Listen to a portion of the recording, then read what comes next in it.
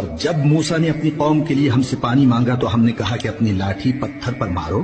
انہوں نے لاٹھی ماری تو اس میں سے 12 چشمے پھوٹ نکلے اور تمام لوگوں نے اپنا اپنا گھاٹ معلوم کر کے پانی پی لیا. ہم نے حکم دیا کہ اللہ کی عطا فرمائی ہوئی روزی کھاؤ اور پیو اور زمین میں فساد نہ کرتے پھرنا.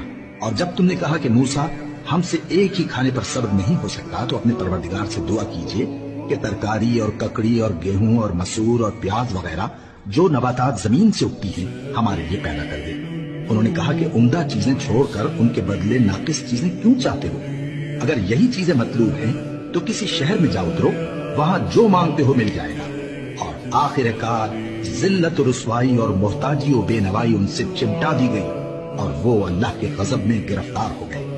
یہ اس لیے کہ وہ اللہ کی آیتوں سے انکار کرتے تھے اور اس کے نبیوں کو ناحق قتل کر دیتے تھے، یعنی اس لیے کہ نافرمانی کیے جاتے اور حد سے بڑھے جاتے تھے.